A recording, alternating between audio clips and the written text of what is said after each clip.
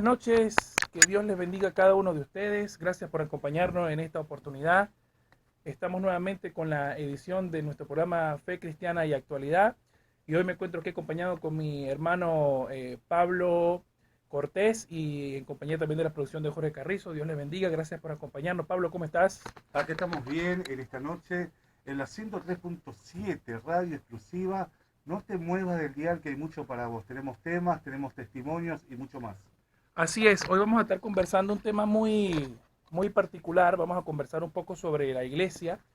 Vamos a hablar un tema interesantísimo que tiene que ver con el tema de las denominaciones, Pablo. Vamos a hablar de lo que es la iglesia como tal, algunas definiciones, aunque ya previamente habíamos hablado un poco de estos temas en otros programas pasados, pero hoy vamos a ampliar un poco sobre lo que son las denominaciones, ¿no? Vamos a hablar un poco de los bautistas, los pentecostales, hermanos libres, vamos a conversar un poco sobre los presbiterianos, metodistas, y cuál es el significado de esto, ¿no? Si podemos ubicar a la iglesia de Cristo dentro de esas denominaciones, o es que todos formamos una iglesia, ¿no? Estaría bueno que te quedes con nosotros, por favor. Ojalá que nos dé el tiempo. Ojalá que nos dé el tiempo, ciertamente, porque estamos en un tema bastante complejo, pero vamos a tratar de abarcar todos los puntos que podamos, ¿sí? Pero antes queremos recordarte que también puedes comunicarte con nosotros a los números de la radio, los cuales son 425-5232, 425-0933 y 385-504-4288. Esos son los números de contacto de la radio, los dos primeros para llamarnos si quieres participar en la radio y el último para mandarnos un WhatsApp o un mensaje de texto si quieres participar de la conversación, ¿no? Así que en este momento vamos a comenzar con una definición de la iglesia, Pablo. Aquí vamos a conversar un poco con mi hermano Pablo a ver qué definición nos puede dar de la iglesia, qué es la iglesia y qué podría decirnos el hermano Pablo como pastor también en experiencia en Río Gallegos, provincia del sur en Argentina, en su experiencia como pastor, ¿qué nos puede decir de lo que es la iglesia? Bueno, primero la palabra iglesia viene de la palabra eclesia, que significa asamblea. Bueno, es un grupo de personas, ¿no? Eso vale la pena aclarar porque hay personas que confunden iglesia con templo. Y nosotros hoy venimos a hablar de iglesia. Iglesia significa un grupo de personas que profesan la misma fe, que creen en un mismo Salvador, que tienen las mismas doctrinas y los mismos objetivos, ¿no? Sí, También queremos decirle que, bueno, hay una sola iglesia, no hay muchas, hay una sola iglesia, ¿no? Y se llama la Iglesia de Cristo. ¿Quién es el fundador de la iglesia? Bueno, voy adelantando, poniendo un poquito de granito de arena. El fundador de la iglesia se llama Jesucristo. Él es el fundador. Y ¿sabes qué? Con este fundador pasa algo especial que no pasa con otro. De este fundador se habló, él mismo vino y fundó la iglesia y se habla y se hablará por siempre. así es. Porque fíjate que Jesucristo estuvo profetizado desde mucho más de 3.000, 4.000 años antes. Es más, desde que se creó el mundo, él estaba profetizado ya.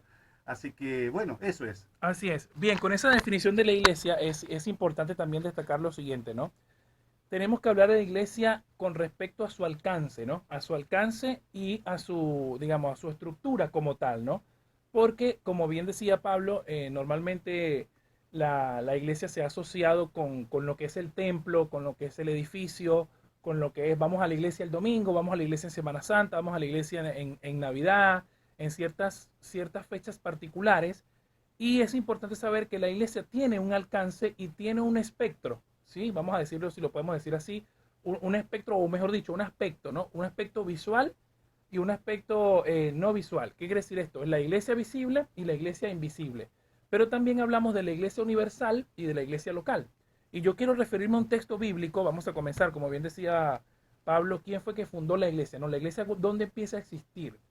La iglesia, contrariamente a lo que la gente piensa, cree que empezó a existir en Mateo 16, del 16 en adelante, ¿no? Del 16 al 18. Mateo capítulo 16, versos del 16 al 18, donde está la confesión de Pedro.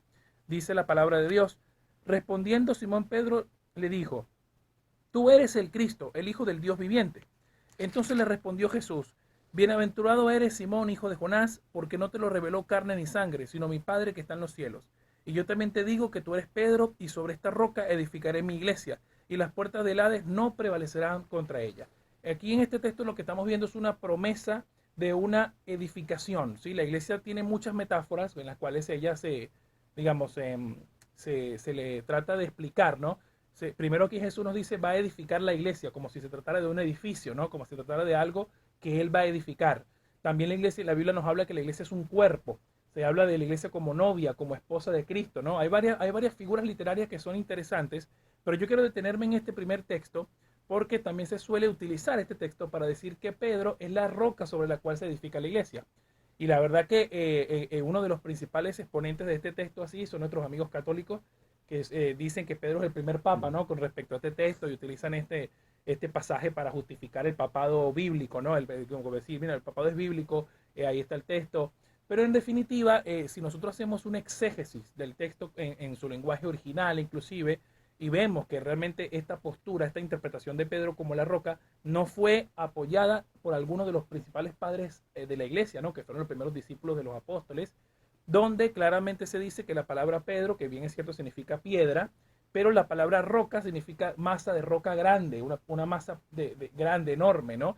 Que no involucra nada más a Pedro, sino a todo el cuerpo de creyentes que iban a formar, a construir la iglesia, ¿no? De hecho, el mismo Pedro en su epístola dice que la iglesia está formada por piedras vivas, o sea, él no se identifica como la piedra sobre la cual se edifica la iglesia, sino que él es una piedra más de todas las piedras vivas que hay respecto de lo que forma parte de la iglesia, ¿no?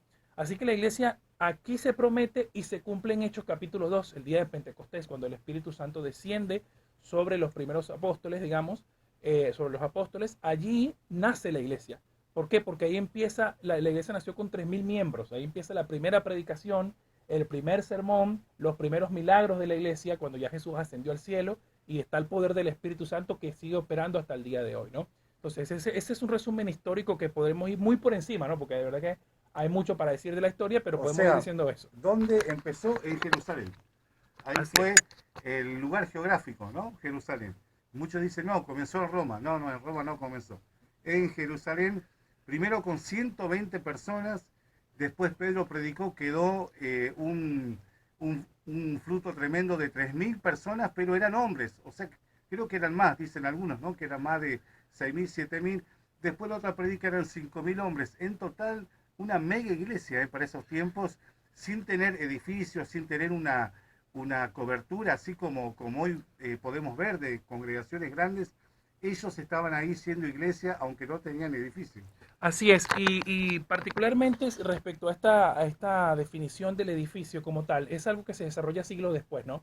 Siglos después, porque al ver, vamos a empezar diciendo primero antes de desarrollar este punto, sobre el mismo texto de Mateo 16, que este es el alcance de la iglesia universal. Es decir, yo edificaré mi iglesia, ¿sí?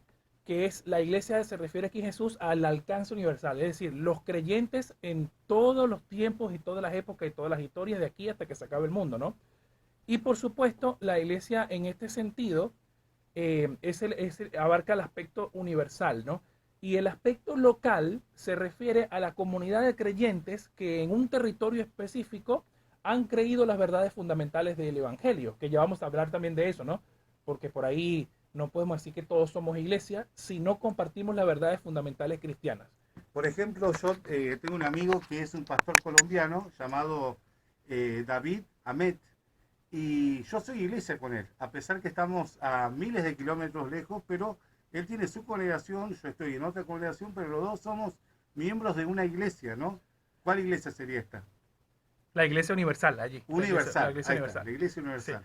sí. Sin embargo, nosotros nos estamos congregando, quizás vos con tu hermano que estás ahí en la misma iglesia, acá en Santiago del Estero, de determinada calle, dirección, esa es la iglesia local. Local, exactamente. Esa es la definición de la iglesia local y la iglesia universal, ¿no? Porque cuando somos iglesia universal es como estamos unidos en el cuerpo de Cristo con todos los creyentes que, repito, han creído y comparten las verdades fundamentales del cristianismo. Y la iglesia local es esa la comunidad de creyentes donde nosotros nos desarrollamos, crecemos, somos alimentados con la palabra y participamos de las ordenanzas del Señor, que son la Santa Cena y el bautismo, ¿no? Porque el bautismo nos une en los dos aspectos. Nos une con la iglesia universal, con el cuerpo de Cristo, y nos une también con la iglesia local, ¿no? En la que podemos participar a través de eso. Sí, Pablo, ¿iba a decir algo más? Sí, fíjate que cuando empieza el libro de Hechos, dice que Saulo respiraba amenazas contra la iglesia. y no es que estaba amenazando a un mero edificio o casa o algún local, sino dice que él amenazaba a la gente que estaba unida. Por eso dice que se desató una persecución tremenda donde ellos huyeron y ahí dice que la iglesia fue azotada por Pablo, ¿no?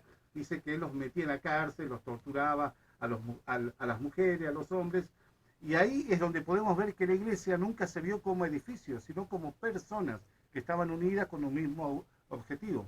Así es, exactamente ese punto es interesante porque cuando se habla de la persecución a los cristianos, en los primeros años del cristianismo, como bien decía Pablo sobre el apóstol Pablo, que decía que se tenía esa persecución, en realidad era una persecución contra todos los creyentes, nada más, ¿no? No era algo que, obviamente en ese momento la iglesia todavía no se había expandido a otros territorios, estaba empezando a desarrollarse, pero básicamente el punto de ese texto es analizar a la iglesia como un todo, no solamente algunos creyentes específicos, ¿no? También es importante destacar que en Romanos capítulo 16, en las despedidas de Pablo, cuando ya está terminando la epístola, dice, salúdame a la iglesia que está en tu casa. Entonces ahí habla de una edificación y de una comunidad. Entonces, ¿cuál es la iglesia que está en su casa? Las casas que los primeros cristianos tenían, ahí se reunían como iglesia. Sí, como decía Pablo al principio, la iglesia, la palabra iglesia que se usa más de 100 veces en el Nuevo Testamento como eclesía, digamos, tiene que ver con la asamblea de los creyentes. O sea, es una reunión, es la comunión entre los primeros, o sea, los creyentes que comparten, creen y difunden las verdades fundamentales del Evangelio, ¿no? Ahora, ¿cómo, antes de entrar en el tema de las denominaciones, Pablo, es importante hablar cuáles son las verdades fundamentales que tenemos que creer para ser considerado iglesia, ¿no? Porque sabemos que hay otros grupos que se atribuyen el decir, no, nosotros somos la iglesia verdadera, no, nosotros somos la iglesia que fundó Cristo, nosotros somos la iglesia de los apóstoles, De los etcétera, santos de etcétera. los últimos días Sí, también. hay iglesias por ahí, sí, de los santos de los últimos días. Entonces, El reino también, somos el reino de lo del Dios. sí, todas esas, El salón del reino, la otro luz del más. mundo, todas esas iglesias que han venido apareciendo, ¿es correcto llamar entonces a todo el mundo que se identifique como iglesia, iglesia? ¿Eso es correcto? Yo creo que no, no porque tenemos que estar basados en la doctrina, por eso es muy importante aprender la palabra de Dios, ¿no? Primero, creer en Dios, ¿no? Sí, Segundo, creer en Jesucristo, ¿no? Que Él vino de una virgen, que nació, que murió, que fue santo, que resucitó en cuerpo, ¿no? Bueno, sí. que está sentado a la derecha del trono de Dios, que vino el Espíritu Santo, que el Espíritu Santo es una persona, que no es fuerza activa, creer en su venida, en el perdón de pecados y todas esas doctrinas eh, importantes, son neurálgicas para que podamos ser iglesia. Así es. Yo quiero acercarme a un texto, aquí los hermanos y hermanas que nos estén escuchando, quiero acercarme a un texto que es fundamental para entender esto, ¿no? Le voy a pedir, por favor, que ustedes anoten allí, Primera de Corintios, capítulo 15, verso 13 en adelante. Mire este maravilloso texto. En estos versículos se engloban, según los teólogos estudiosos de este texto y lo que realmente estudian lo que son la historia de la iglesia y los credos de la iglesia, los primeros credos de la iglesia que vienen de la Biblia, se calcula que esta porción de Corintios, ¿sí? Viene de una tradición oral que ya los primeros cristianos creían, ¿sí? Entre los 24 y 36 meses después de que Cristo o sea, fue crucificado y resucitó. 24 y 36 meses, o sea, es realmente muy temprano esto. O sea, es algo que fue sacadito del horno allí, ¿no? Mm. Entonces, dice, 1 Corintios 15 del 3 en adelante. Mira lo que Pablo le dice a los corintios.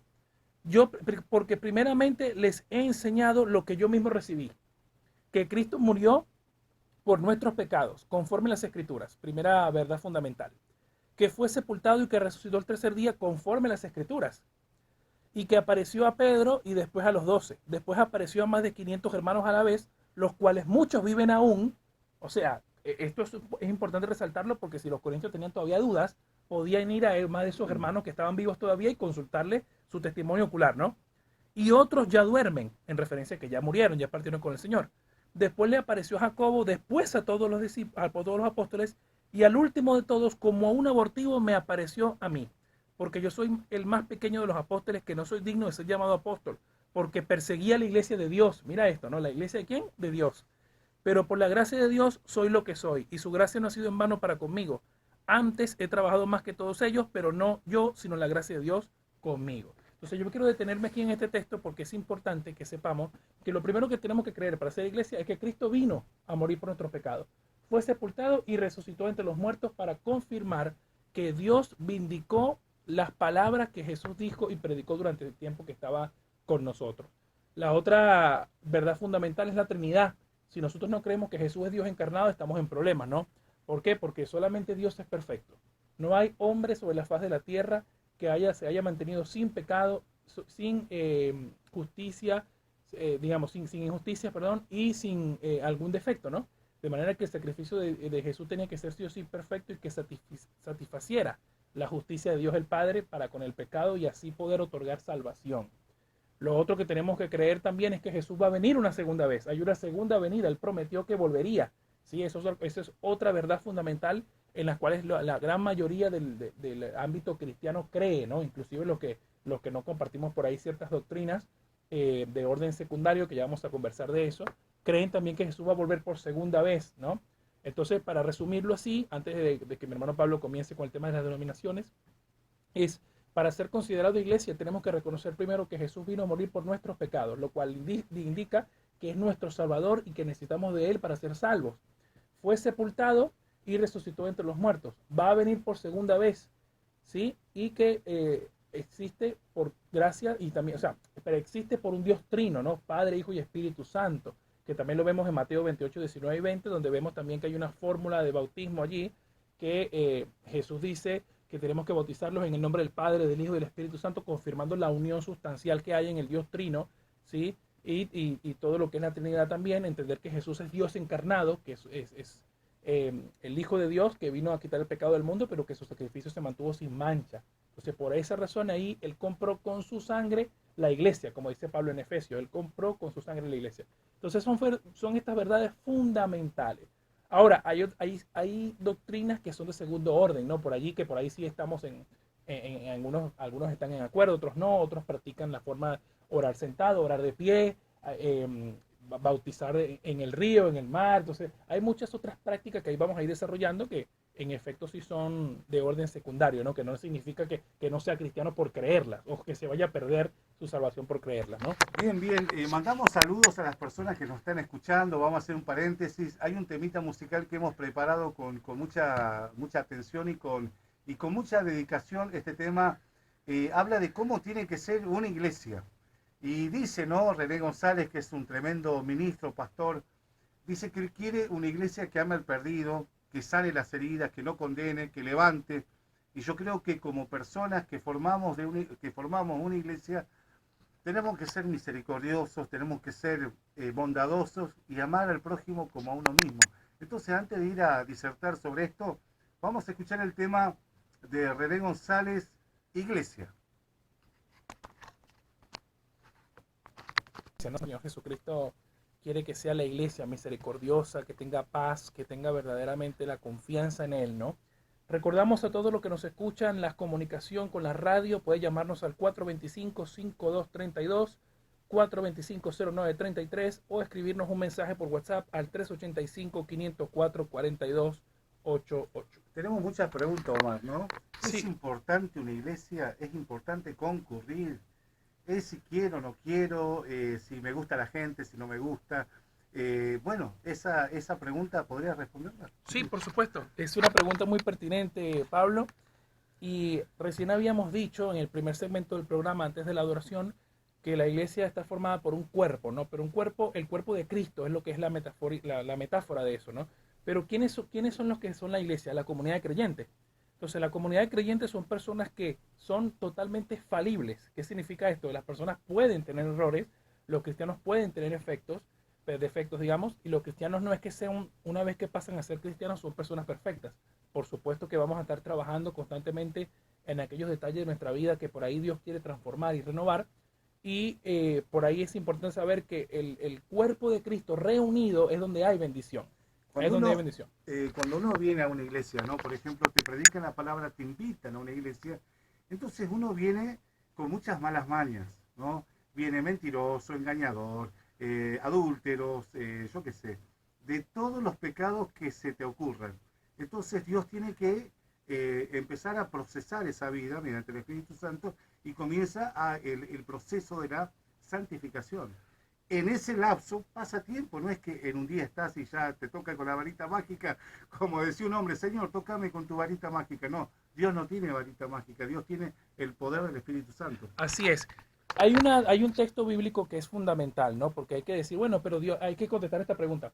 Dios está en todas partes, ¿por qué tengo que ir para la iglesia? ¿Para qué tengo que congregarme, no?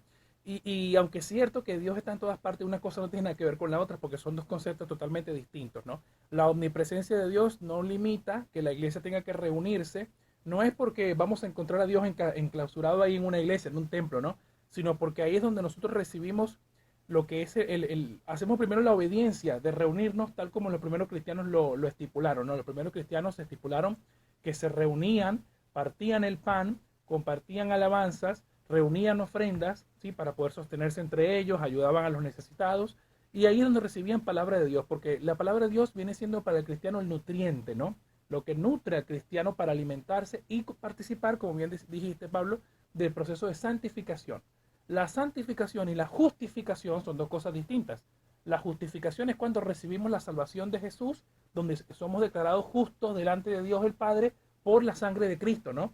Donde no hay mérito humano alguno que podamos hacer nosotros como para declararnos justos por nuestros propios méritos. Efesios 2:8-9 dice que por gracia somos salvos por medio de la fe, y esto no es de ustedes, sino es don de Dios, y no por obra para que nadie se gloríe. Entonces ahí es la justificación. Y la santificación, que bien dijiste, es un proceso que dura toda la vida, de hecho. La santificación no es que se alcanza, como bien dijiste, Pablo, de un día a otro, o teniendo 30 años en el Evangelio. No, es un proceso que dura toda la vida, porque la santificación y el discipulado son dos herramientas que nos van a acompañar siempre, porque vamos haciéndonos cada vez más santos a medida que vamos creciendo, a medida que vamos apartándonos de todo lo que no le agrada a Dios, y a medida que vayamos obedeciendo la palabra. Ahora, ¿Sabías, Omar, que sí. en el Antiguo Testamento hay una palabra que se refiere a la iglesia? ¿Sabías? En el Antiguo Testamento. A ver, ¿qué dice? Salmo 133:1 dice, mirá qué bueno que los hermanos estén juntos, en armonía. Es como el buen óleo en la cabeza, dice, y el cual desciende sobre la barba de Aarón hasta sus vestiduras. Dice, es como el rocío de Hermón que desciende sobre los montes de Sión, porque allí envía Jehová bendición y vida eterna. Mirá, donde un grupo de personas reunidos, adorando a Dios, con el mismo objetivo, Dios derrama bendición y vida eterna. Así es. Además, el texto que quería leerte, Pablo, compartiendo lo que estamos hablando ahora, está en Hebreos capítulo 10, 25. Hebreos 10, verso 25. Dice, no dejando de congregarnos como algunos tienen por costumbre, sino exhortándonos, y tanto más cuanto veis que el día aquel se acerca. ¿Cuál día? La segunda venida de Cristo, todo lo que es escatológicamente dentro de la palabra de Dios, todo lo que significa los tiempos futuros, ¿no? Lo que Jesús va a venir cuando venga en su segunda venida.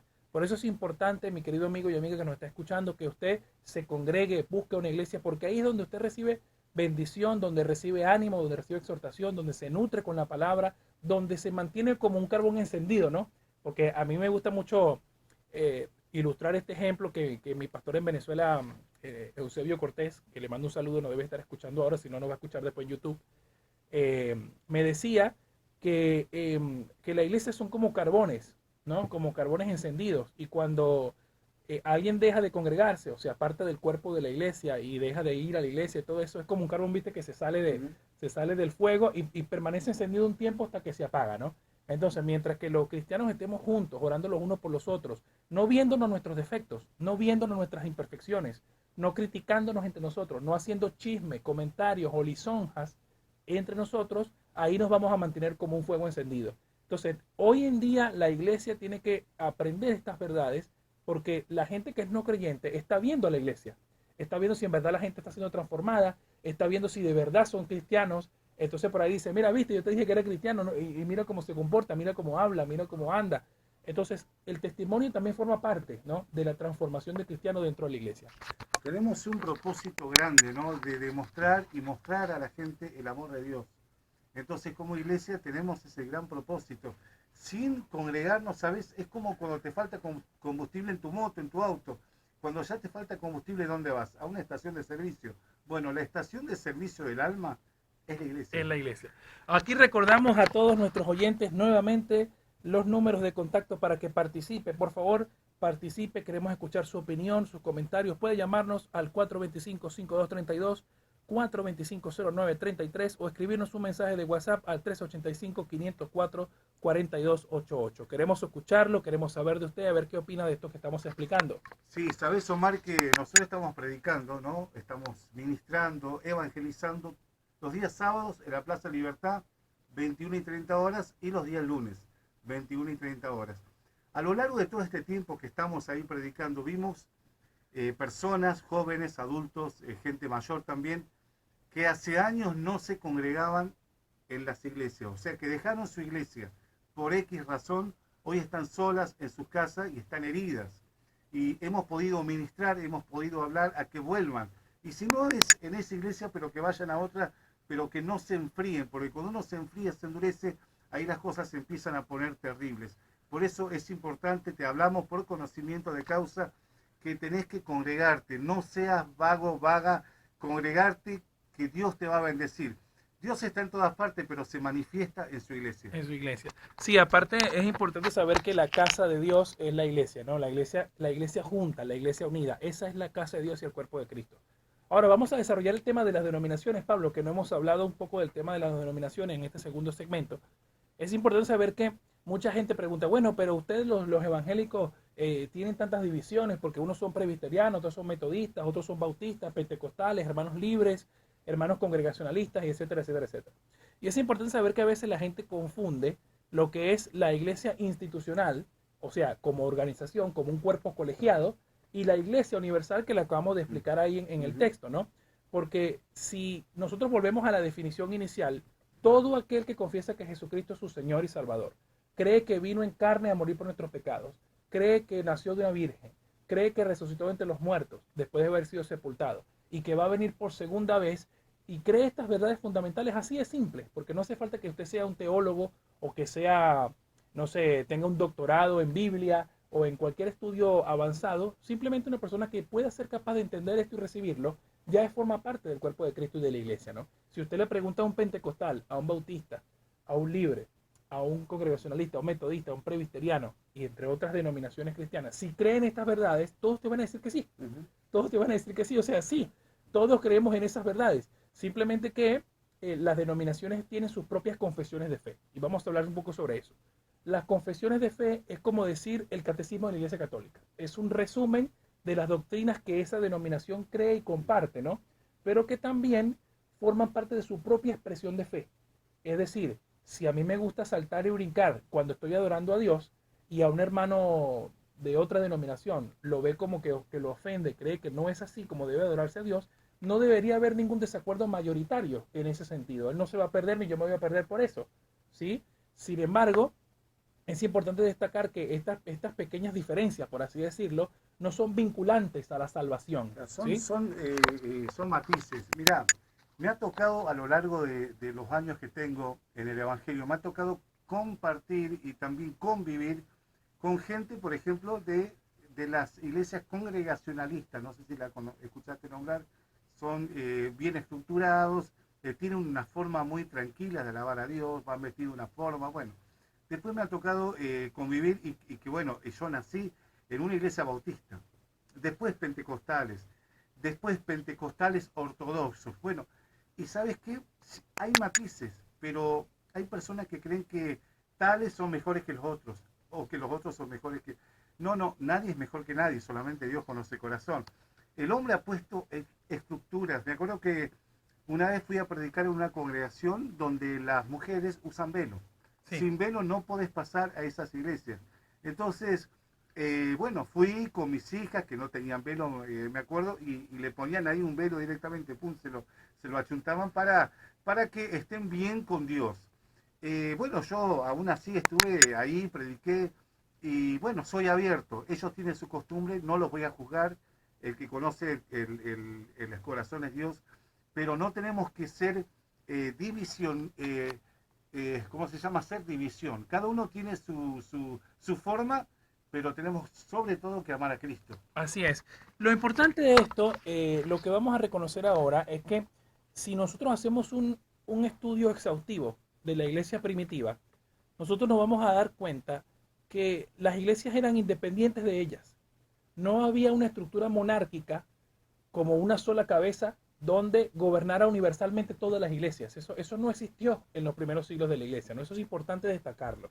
Si no, hagamos un análisis de lo que son las iglesias en Corintio, en Éfeso, en Gálatas, en los tesalonicenses, en los colosenses. Todos ellos tenían distintos problemas, distintas características, o si no, también hagamos un estudio breve sobre las 7 primeras iglesias las siete iglesias del primer capítulo de Apocalipsis, ¿no? Donde cada una de ellas tenía también una característica distinta. Entonces, es fácil, sería lógico pensar que si esta estructura monárquica hubiese existido desde los primeros siglos, creo que todas las iglesias pensarían igual, no tendrían problemas distintos, sino que cada una de ellas haría las mismas formas que otra lo haría. Y eso no es lo que encontramos en la historia. En la historia encontramos iglesias de distintas localidades, como ya las acabo de mencionar, con distintas características, distintos problemas, distinta interpretación.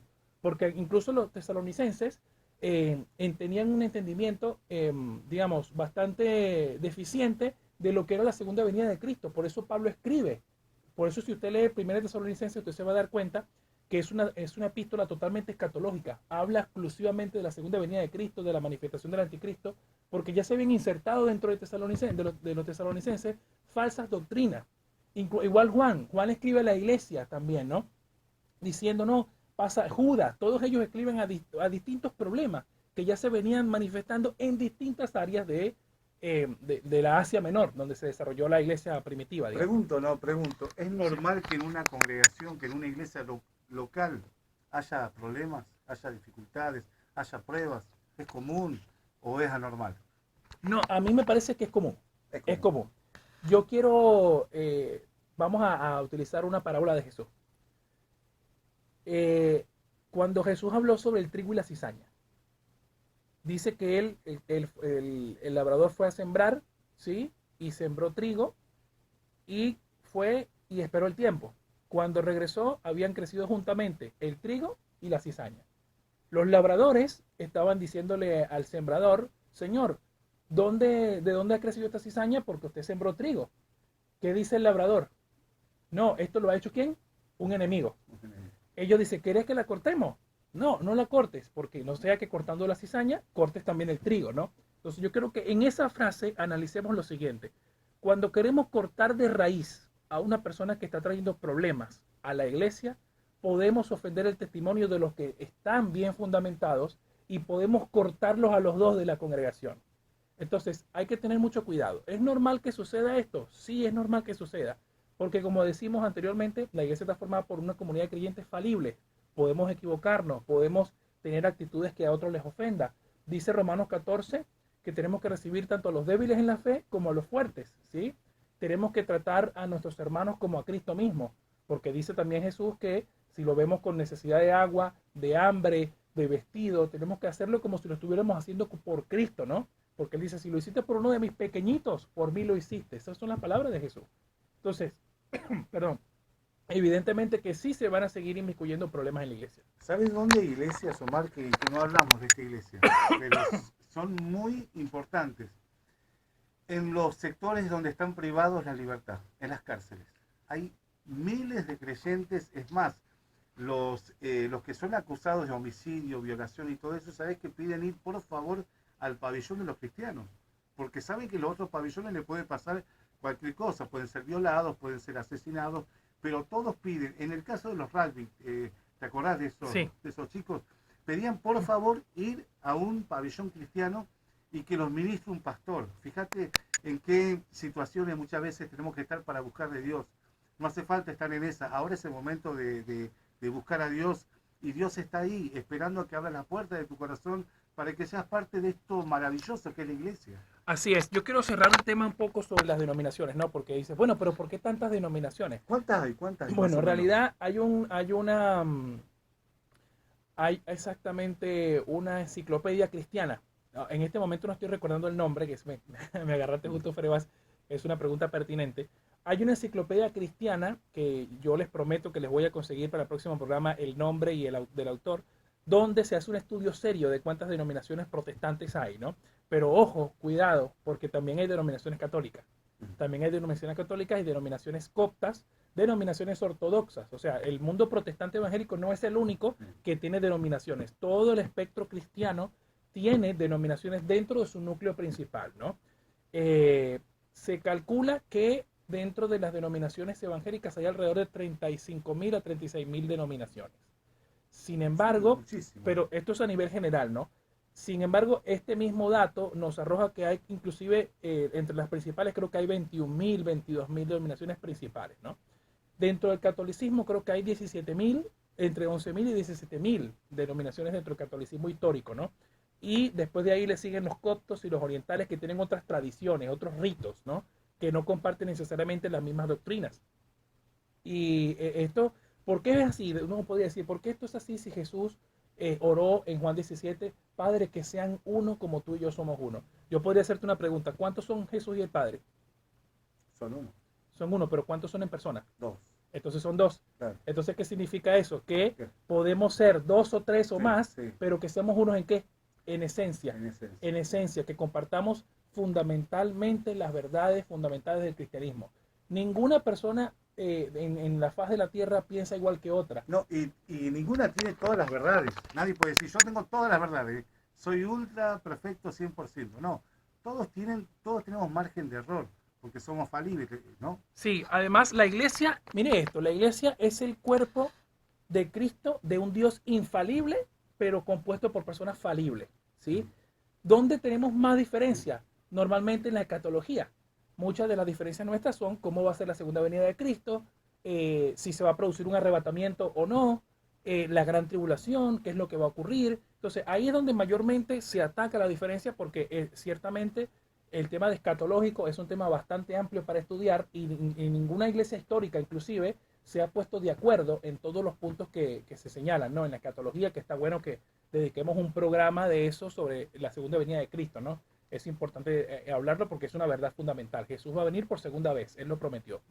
Y recordemos también que si nosotros hacemos un estudio de cómo predicaba Pedro y Pablo a Jesús, ellos predicaban como que si Jesús ya estaba por venir.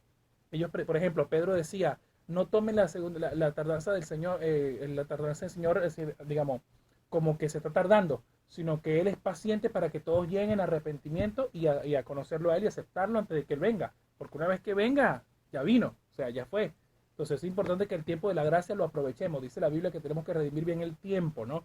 No decir, bueno, mi Señor tarda en llegar y maltrato a mis empleados, hago todo lo que quiera, como también dice la parábola del empleador que Jesús nos mostró, también nos narró, ¿no? El propósito de estar en una iglesia es para adquirir crecimiento. Yo veo, mirá, cristianos, Omar, ayer hablé con un creyente, bueno, es un señor ya de 60 y pico de años, que, bueno, me dice que él tiene su Biblia abierta en el Salmo 91 y en el Salmo 23. Eso es lo único que sabe de la Biblia. Y la Biblia tiene 66 libros, no Imagínate. solamente dos versículos. Y él se acostaba con esos salmos y los repetía. Y ahí yo le estuve diciendo, no, no, está el Salmo 51, Juan, Lucas, y lo llevé de acá para allá. Porque tenemos que alcanzar conocimiento. Dice la Biblia, hasta llegar al varón perfecto, hasta la plenitud del varón perfecto. Congregándote podés estar seguro que vas a tener crecimiento. Si te juntás con las personas, haces los cursos, los ministerios, vas a las reuniones, algo tenés que crecer. Claro, además, vamos antes de pasar a este punto, vamos a leer un mensaje que nos mandó la hermana Roxana Medina, que es una hermana que predicaba también con nosotros en Factor de Fe y Perdón, y que bueno, ya le estamos haciendo un llamado desde aquí de la radio a que pueda juntarse nuevamente con nosotros, hermana Roxana, lunes y sábado a las 21:30 horas en la Plaza Libertad. Ella nos dice, por acá en la banda se escucha la radio fuerte y claro, el Señor Jesús derrame bendiciones en la vida de los siervos valientes y esforzados. Amén. Yo estaba viajando el día jueves que estuviste solo, te escuché todo el programa, Omar, y sabes que a 15 kilómetros saliendo de la banda se escucha la radio. Tiene Así que alcance, tiene buen sí, alcance. tiene alcance, así que le decimos al operador ahí también que tiene buen alcance la radio. Yo en el colectivo digo, pero ya estoy llegando a Forres y todavía se escucha. Increíble, ¿no? Sí, qué buena esa noticia, ¿no? Qué bueno que me digas eso porque nosotros buscamos expandirnos. También estamos en las redes sociales, en YouTube. Busque nuestro canal Factor de Fe y Perdón y suscríbase. Y ahí mándenos también sus comentarios y preguntas, ¿no? Bien, respecto al tema este, Pablo, de la poca educación de la iglesia, que eso es otro tema también en cuanto a los hermanos poco se interesan en leer la Biblia y en estudiarla y en alimentarse, yo creo que hay dos factores también importantes para hacer dentro de la iglesia. participar de la Santa Cena. Recordemos que Jesús dijo que tenemos que hacer todas las veces que hagamos eso, hacerlo en conmemoración de Él. Bautismo Y el también. bautismo, que también forma parte de la identificación con la iglesia local y universal de todos los creyentes que alguna vez creyeron en Jesús. Pero, ¿por qué es importante participar de estos dos elementos, no? Porque lo que se conoce como los sacramentos, ¿no? Las ordenanzas, lo que es la Santa Cena y el bautismo. La Santa Cena es un acto solemne, ¿no? Que se toma con sumo respeto y es donde la iglesia ahí se une. La presencia real de Cristo está ahí en la iglesia, ¿no? Estamos participando de un evento solemne porque Jesús dice que la próxima vez que Él lo tome con nosotros va a ser en el reino de los cielos. Imagínate cómo va a ser eso, ¿no?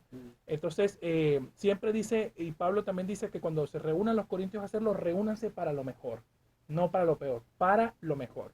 Y el bautismo también que representa nuestra sepultura al mundo, a nuestra vieja vida y nuestra resurrección a la nueva vida. Por eso el bautismo es por inmersión, ¿sí? Porque se sumerge la persona que representa su sepultura de la vieja vida y se levanta la persona como su resurrección en la nueva vida, la identificación con Cristo. Sí, sabes, Omar, que ayer me gocé viendo la tele, porque siempre hay malas noticias, ¿eh? Los noticieros que mataron, que hicieron esto, que aquello. Pero ayer dieron la noticia hermosa de una actriz vedette con apellido Rincón, creo que se llama Andrea Rincón, una mujer que estuvo en el Bailando por un Sueño, estuvo en la farándula de aquí para allá, cayó en drogas, estuvo en clínicas, de aquí para allá andaba buscando una solución a su vida porque casi se muere varias veces, ¿no? Bueno, parece ser que alguien le predicó, ayer se bautizó y se hizo creyente, ¿no? Y bueno, empezó a asistir a una iglesia. Y yo digo, Andrea Rincón, que todos la tenían como la peor basura, la peor mediática, ahora es creyente, es cristiana y va a una iglesia. Qué bueno, No, qué buena noticia, Pablo, qué buena noticia, eso está bueno, me gozo también en eso. Aquí la hermana Mari nos comenta, Omar, estoy escuchando la radio, saludo hermana Mari, gracias por escucharnos. Es muy bonito que nosotros, esto que estamos haciendo, vamos a hacer una pausa acá un momento, esto que estamos haciendo en la Plaza Libertad, estamos predicando todos los lunes y sábados a las 21:30 horas, si usted está aquí en Santiago del Estero, acérquese a compartir la palabra de Dios con nosotros, a orar, porque hemos orado por aquellos que se han acercado, estamos orando como cuerpo, como comunidad. La idea y el deber nuestro es ser un hospital del alma, es ser una mano amiga que se extienda para todas aquellas personas que realmente lo necesitan, ¿no? Sin estructuras, sin religiosidades, simplemente la sencillez del Evangelio de Jesús, que es lo que tanto necesitamos en estos tiempos, ¿no? Estamos en un tiempo verdaderamente de incertidumbre, ya estamos a pocos días de las elecciones presidenciales en Argentina, donde se va a vivir un proceso complejo y mucha gente está con incertidumbre, con miedo, con pánico, con tantas cosas sobre lo que va a pasar a futuro, ¿no? Y yo creo que cuando nosotros aceptamos la paternidad de Dios, como dice Juan 1:12, a los que lo recibieron, Él les dio potestad de ser hechos hijos de Dios, a los que recibieron a Cristo como su Salvador, somos hijos de Dios. Entonces, en ese sentido, podemos descansar en la presencia de Dios, que a pesar de que haya tormentas, incertidumbre, crisis económica, social, crisis de salud, vamos a estar ahí protegidos con Dios, ¿no? casualmente hace un tiempo atrás me hablaba una persona, decía, ¿sabes qué? Mi padre dejó a mi madre hace mucho tiempo, yo me crié sin mi padre, él no quiere saber nada de mí, después me enteré que fui producto de una violación, o sea que mi padre violó a mi madre y yo fui el fruto de esa violación. Aparte mi padre es satánico, hace pactos satánicos, hace pactos de sangre y un montón de cosas más. Y yo decía, Dios mío, pobre esta persona, ¿en qué situación y posición está? Entonces lo único que atiné a decirles, mira, Dios, a pesar de todo, tiene todo control. Hoy estás vivo, hoy te estamos predicando la palabra para que puedas ser sanado, para que vos puedas tener un objetivo, un propósito en Dios. Y así vemos que, bueno, esta persona quedó en visitarnos otra vez y ahí estamos como Hospital del Alma para que esa gente venga a Cristo y sepa que en Cristo hay salida, que en Cristo hay solución y que solo Dios puede hacer tu vida cambiar, solo Él. Solo Él. Así que ya se nos está casi agotando el tiempo, la verdad que es un tema muy lindo para discutirlo, para hablarlo.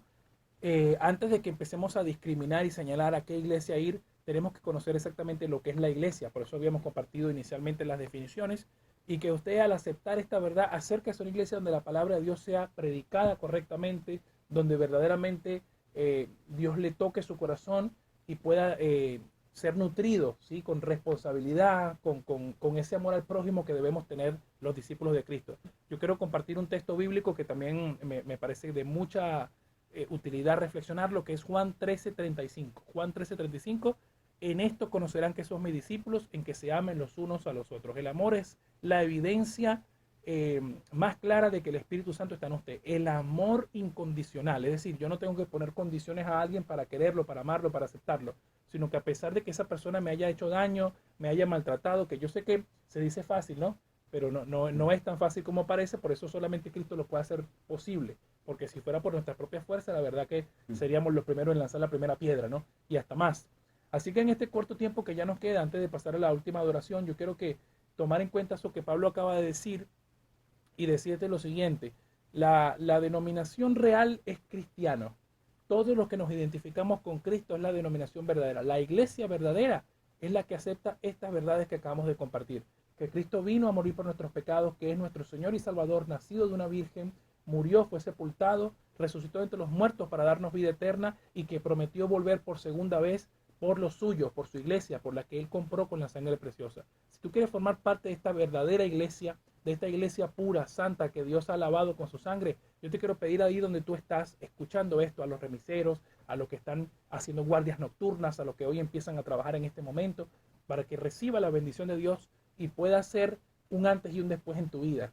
Yo quiero que repitas conmigo esta oración que vamos a hacer juntos, y al hacerlo, permítenos también la posibilidad de que Dios abra tu mente y tu corazón a acercarte a una congregación para que puedas también recibir la instrucción de vida y puedas crecer en Dios y puedas también contarle a otros las maravillas que Dios hace en tu vida. Así que repite conmigo después de mí: Señor Jesús, en esta hora, yo te doy gracias por hablar a mi vida.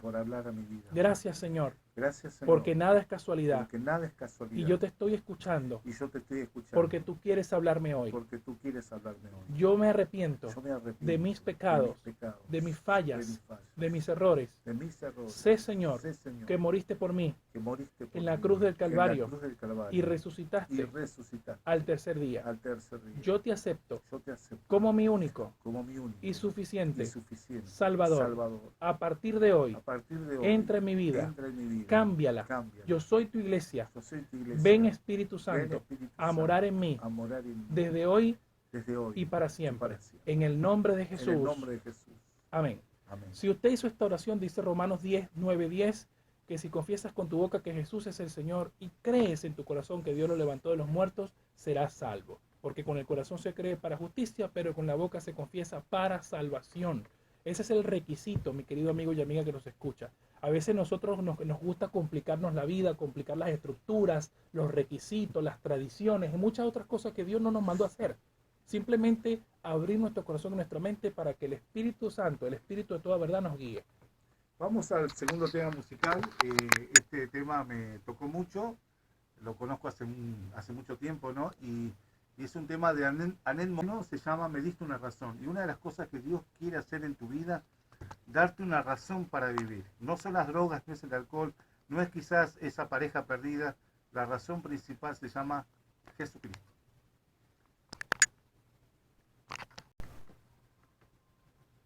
Muy buenas noches, mis queridos amigos. Ya nos estamos despidiendo. Gracias por acompañarnos. Que Dios les bendiga grandemente. Enviamos saludos a todos los hermanos de Factor de Fe y Perdón, hermana Rosana Medina, hermana Mari, Yanina, Andrea Albarracín, Alexis Riverol, Pastor Eusebio, Jesús Gabriel, Zulema, a todos los hermanos de la Barca de Hombres en la Iglesia Bautista del Centro, Pastor Antonio Sayek y su esposa Viviana. Dios les bendiga.